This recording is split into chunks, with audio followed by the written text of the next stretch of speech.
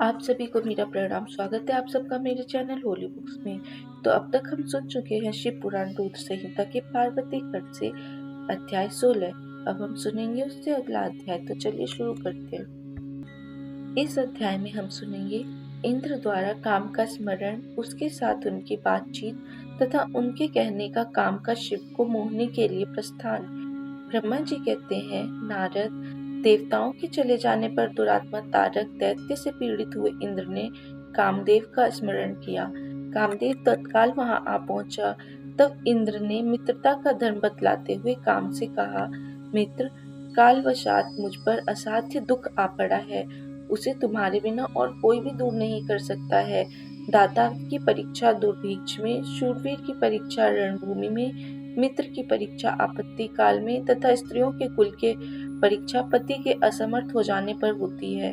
तात, संकट पड़ने पर विनय की परीक्षा होती है और परोक्ष में सत्य एवं उत्तम स्नेह की, अन्यथा नहीं। यह मैंने सच्ची बात कही है। मित्रवर, इस समय मुझ पर जो विपत्ति आई है उसका निवारण दूसरे किसी से नहीं हो सकता। अतः आज तुम्हारी परीक्षा हो जाएगी। यह कार्य केवल मेरा ही है और मुझे ही सुख देने वाला है, ऐसी बात नहीं है। अभी तो यह समस्त देवता आदि का कार्य है, इसमें संशय नहीं है। इंद्र की यह बात सुनकर कामदेव मुस्कुराया और प्रेम पूर्वक गंभीर वाणी में बोला। काम ने कहा, देवराज, आप ऐसी बात क्यों कहते हैं? मैं आपको उत्तर नहीं दे रहा हूँ, आवश्यक निवेदन मात्र कर रहा हूँ। लोक में कौन उपकारी मित्र है और कौन बनावटी, यह स्वयं देखने की वस्तु है, कहने की नहीं। जो संकट के समय बहुत बातें करता है वह काम क्या करेगा? तथापि महाराज, प्रभु, मैं कुछ कहता हूँ, उसे सुनिए। मित्र, जो आपके इंद्रपद को छीनने के लिए दारुण तपस्या कर रहा है, आपके उस शत्रु को मैं सर्वथा तपस्या से भ्रष्ट कर दूंगा। जो काम जिससे पूरा हो सके, बुद्धिमान पुरुष उसे उसी काम में लगाए। मेरे योग्य जो कार्य हो वह सब आप मेरे जिम्मे कीजिए। ब्रह्मा जी कहते हैं, कामदेव का यह कथन सुनकर इंद्र बड़े प्रसन्न हुए। वे कामनियों को सुख देने वाले काम को प्रणाम करके उससे इस प्रकार बोले। इंद्र ने कहा, तात मनोभव, मैंने अपने मन में जिस कार्य को पूर्ण करने का उद्देश्य रखा है उसे सिद्ध करने में केवल तुम ही समर्थ हो। दूसरे किसी से उस कार्य का होना संभव नहीं है। मित्रवर, मनोभव काम जिसके जिसके लिए आज तुम्हारे सहयोग की अपेक्षा हुई है उसे ठीक ठीक बता रहा हूँ, सुनो। तारक नाम से प्रसिद्ध जो महान दैत्य है वह ब्रह्मा जी का अद्भुत वर पाकर अजेय हो गया है और सभी को दुख दे रहा है। वह सारे संसार को पीड़ा दे रहा है। उसके द्वारा बारंबार धर्म का नाश हुआ है। उससे सब देवता और समस्त ऋषि दुखी हुए हैं। संपूर्ण देवताओं ने पहले उसके साथ अपनी पूरी शक्ति लगाकर युद्ध किया था, परंतु उसके ऊपर सबके अस्त्र शस्त्र निष्फल हो गए। जल के स्वामी वरुण का पाश टूट गया। श्री हरि का सुदर्शन चक्र भी वहां सफल नहीं हुआ। श्री विष्णु ने उसके कंठ पर चक्र चलाया किंतु वह कुंठित हो गया।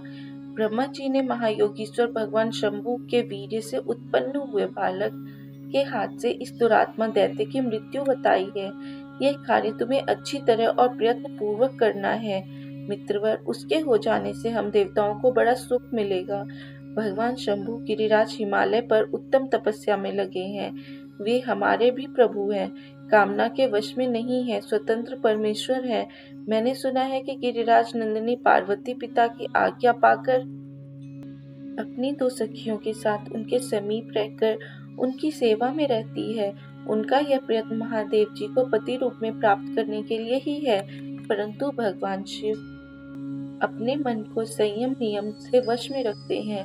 मार, जिस तरह भी उनकी पार्वती में अत्यंत रुचि हो जाए, तुम्हें वैसा ही प्रयत्न करना चाहिए। यही कार्य करके तुम कृतार्थ हो जाओगे और हमारा सारा दुख नष्ट हो जाएगा। इतना ही नहीं, लोक में तुम्हारा स्थायी प्रताप फैल जाएगा। ब्रह्मा जी कहते हैं, नारद, इंद्र के ऐसा कहने पर कामदेव का मुखारविंद प्रसन्नता से खिल उठा। उसने देवराज से प्रेम पूर्वक कहा, मैं इस कार्य को करूंगा, इसमें संशय नहीं है। ऐसा कहकर शिव की माया से मोहित हुए काम ने उस कार्य के लिए स्वीकृति दे दी और शीघ्र ही उसका भार ले लिया। वह अपनी पत्नी रति और वसंत को साथ ले बड़ी प्रसन्नता के साथ उस स्थान पर गया जहाँ साक्षात योगीश्वर शिव उत्तम तपस्या कर रहे थे। यहाँ पर हमारा अध्याय समाप्त होता है। जल्दी ही मैं आपसे मिलूंगी इसके अगले अध्याय के साथ।